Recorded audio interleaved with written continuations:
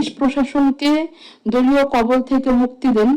Police প্রশাসন যতদিন মনে করবে সরকারকে সার্ভ করাটা তাদের পেশাগত দায়িত্ব, ততদিন দেশের জনগণের নিরাপত্তা কেউ দিতে পারবে না। আপনারা এখন আমাদের কথা সামনাসামনি শুনতে পান, শুনতে চান কিনা সেটা জানি না, কিন্তু শুনতে পান। আমরা বলতে পারছি আপনাদের সামনে, এটা একটা বড় পরিবর্তন। এর বাইরে আমি ব্যক্তিগতভাবে দুঃখের সাথে জানাচ্ছি, আমি মনে করি না যে রাষ্ট্র ক্ষমতার খুব একটা কোনো পরিবর্তন হয়েছে। পুতুলাপা চলে গেলেন, উনি থাকতে থাকতে কথাটা বলতে পারলে ভালো হতো। গত বৃহস্পতিবার বর্তমান সরকারের একজন রানিং মন্ত্রীর সাথে আমার একটু কথা হয়েছিল। উনি শুনে খুব খুশি হলেন যে আমার এলাকার জনপ্রশাসন কর্মকর্তারা ছাত্র জীবনে একটি নির্দিষ্ট দলের সমর্থক ছিলেন। উনি শুনে খুব খুশি হলেন এবং উনি খুব খুশি হয়ে বললেন যে যখন যারা স্টেজে থাকে তখন তারা শোটা রান করে। কিন্তু আমার কথা হচ্ছে, বাংলাদেশ তো কোনো স্টেজ না, রাজনীতি কোনো থিয়েটার না।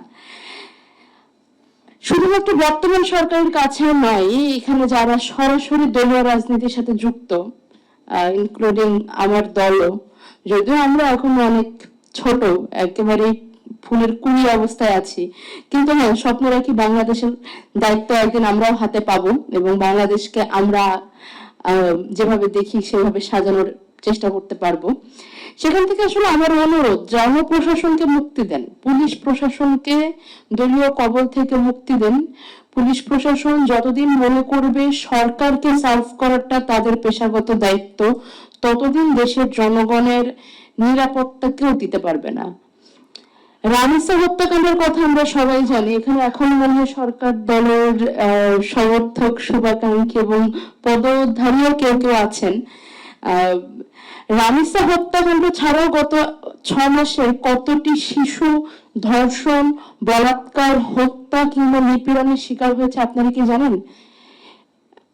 আমার যতটুকু মনে পড়ে, আমি খুব ছোটবেলায় নীতি কথার বইয়ে পড়েছিলাম যে শিশুদের পুষ্টিকর খাবার খাওয়া উচিত, কারণ যে দেশের শিশুরা মারা যেতে শুরু করে, শিশুরা দুর্বল থাকে, সেই দেশ এগোতে পারে না।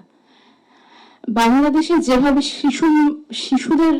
শিশুরা জীবন হারাচ্ছে, নিপীড়িত হচ্ছে, আমার তো মনে হয় বাংলাদেশের কোনো না কোনো ভাবে আমরা আল্লাহর রহমত থেকে বরখাস্ত হচ্ছে, আমাদের উপর আল্লাহর রহমত নেই। না হলে আমাদের শিশুরা, যারা 3-4 বছরের বাচ্চারা কেন অত্যাচারের শিকার হবে?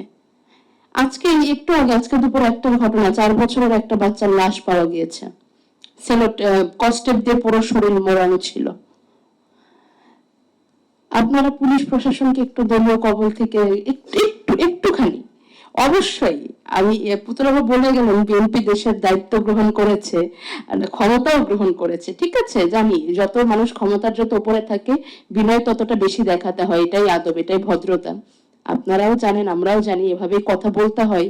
কিন্তু রাজনীতির ভাষাগুলোর বাইরে গিয়ে একটু 10% আপনারা প্রশাসন আর পুলিশকে একটু মুক্তি দেন, তাহলে হয়তো জনগণ একটু স্পেস পাবে।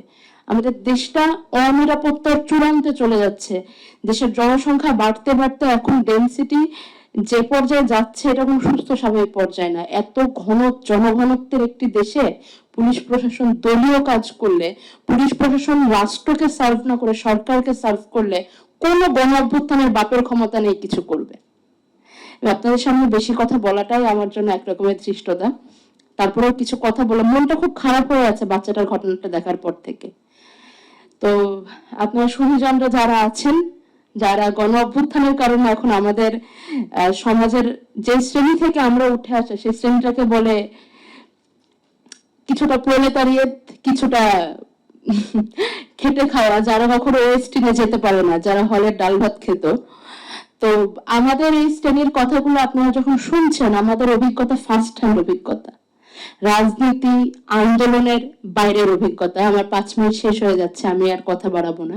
তো এই অভিজ্ঞতা যদি আপনাদের কাছে নিতান্তই খেলো না মনে হয়, অনুরোধ 10% পুলিশ প্রশাসনকে সরকারের বদলে রাষ্ট্রের বাহিনী করে তুলুন, রাষ্ট্রের চাকর করে তুলুন। সরকারকে তো সার্ভ করলো গত 50 বছরের উপরের সময়।